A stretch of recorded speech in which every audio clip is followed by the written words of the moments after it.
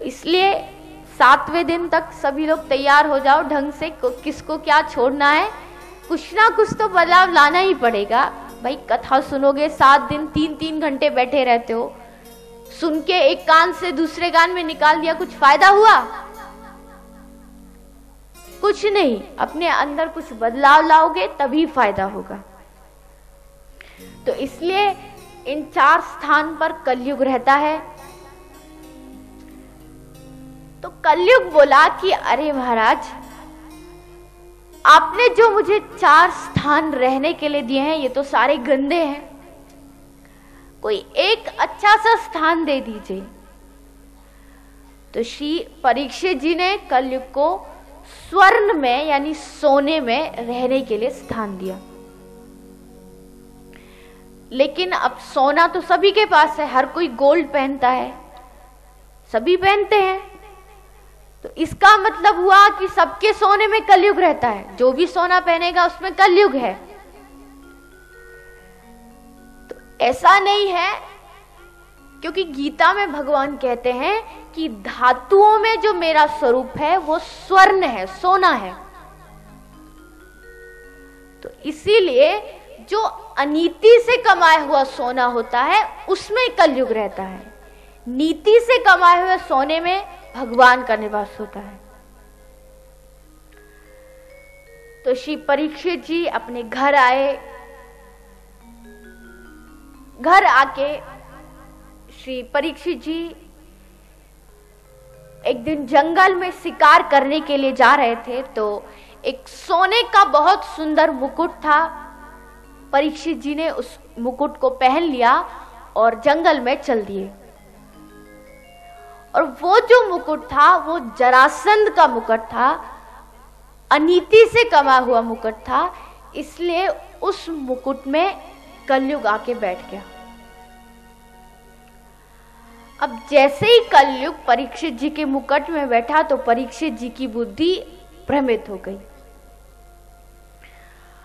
अब परीक्षित जी जंगल में जा रहे थे, चलते चलते उनको बहुत भूख प्यास लगी, तो इधर उधर अपना भोजन खोजने लगे। तो सामने ही शमीक ऋषि का आश्रम था, जहां पर शमीक ऋषि बैठे थे, भजन कर रहे थे, आंखें बंद थी। लेकिन परीक्षित जी की बुद्धि भ्रमित हो चुकी थी, इसलिए परीक्षित जी शमीक ऋषि के पास गए और जाके सोचा कि अरे ये ऋषि, ये साधु कितना घमंडी है, इतना बड़ा राजा इसके द्वारे पर आया है और ये आंख बंद करके ढोंग फैला के बैठा है। तो वहीं एक मरा हुआ सांप तक्षक नाग पड़ा था। परीक्षित जी ने उस सर्प को उठाया और शमीक ऋषि के गले में डाल दिया। अब शमीक ऋषि का एक बेटा था श्रृंगी ऋषि, जो कौशिकी नदी में स्नान कर रहा था। तो श्रृंगी ऋषि के किसी मित्र ने जाके उसे बताया कि तुम्हारे पिताजी के गले में महाराज परीक्षित ने एक मरे हुए सांप को डाल दिया है। तो श्रृंगी ऋषि बड़े क्रोधित हुए, उसी समय नदी से जल लिया, पानी लिया और मंत्र अभिमंत्रित करके कहने लगे, इति लंघित मर्यादम तक्षका सतमेहनी दंक्ष्यति समकुलंगारम चौदिते में तद्रोह। यानी जिसने भी मेरे पिता के गले में मरे हुए सर्प को डाला है उसे आज से 7वें दिन तक्षक नाग आकर के डसेगा। अब इधर जब परीक्षित जी को मालूम पड़ा कि उनको 7वें दिन तक्षक नाग डसने वाला है, श्रृंगी ऋषि ने उनको श्राप दिया है, तो उसी समय परीक्षित जी अपना घर द्वार राजपाट सब कुछ छोड़ करके जंगल में चले गए। गंगा के किनारे पर जाके देखा कि गंगा के किनारे पर बहुत बड़े बड़े ऋषि बैठे हैं। अत्रि, वशिष्ठ, च्यवन, व्यास जी, भृगु आदि बहुत बड़े बड़े ऋषि बैठे हुए थे। तो परीक्षित जी ने सबको प्रणाम किया और सबसे पहले एक प्रश्न किया कि म्रियमाणस्य निरसम किम कर्तव्य। मरणासन आदमी का कर्तव्य क्या है, मरते हुए आदमी को क्या करना चाहिए।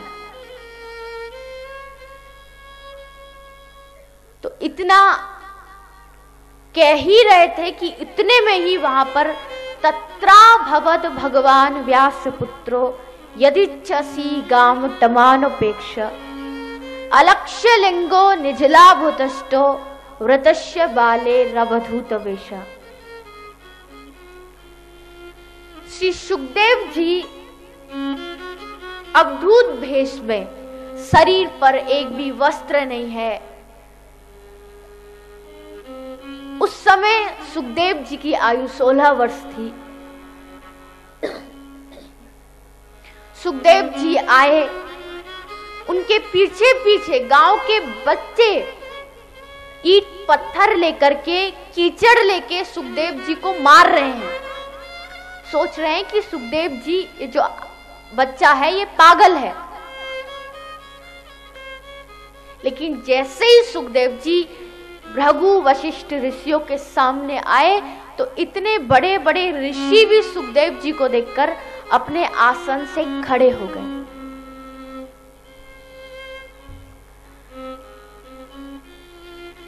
तो श्री परीक्षित जी ने सुखदेव जी को प्रणाम किया और उनसे भी वही प्रश्न पूछा कि म्रियमाणस्य निरसम किम कर्तव्य, मरणासन आदमी का क्या कर्तव्य है।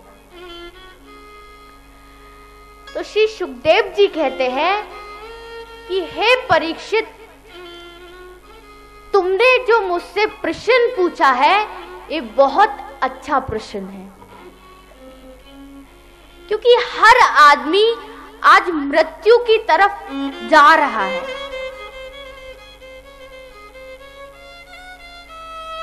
देखो, क्वेश्चन ऐसा ही पूछना चाहिए जैसा परीक्षित जी ने सुखदेव जी से पूछा। अगर परीक्षित जी चाहते तो ये भी पूछ सकते थे कि मुझे 7वें दिन तक्षक नाग डसने वाला है, मैं क्या करूं।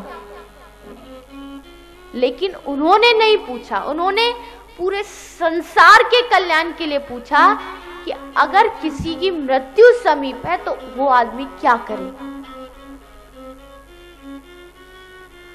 हम लोग अगर किसी संत के पास दर्शन करने जाते हैं तो पता नहीं कैसे उल्टे सीधे प्रश्न पूछेंगे। कोई पूछेगा, अच्छा बताओ रावण के नाना का क्या नाम था।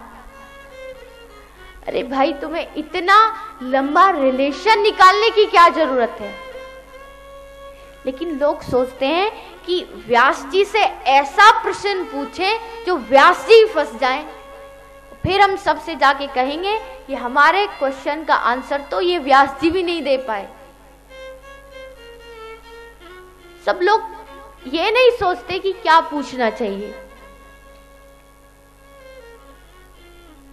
एक बार पिछले साल हमारे अमेरिका में न्यू जर्सी में कथा थी। तो एक टेम्पल था, करनी टेम्पल, उसमें कथा हो रही थी। तो कथा के बाद वहां सब लोग क्वेश्चन पूछते हैं।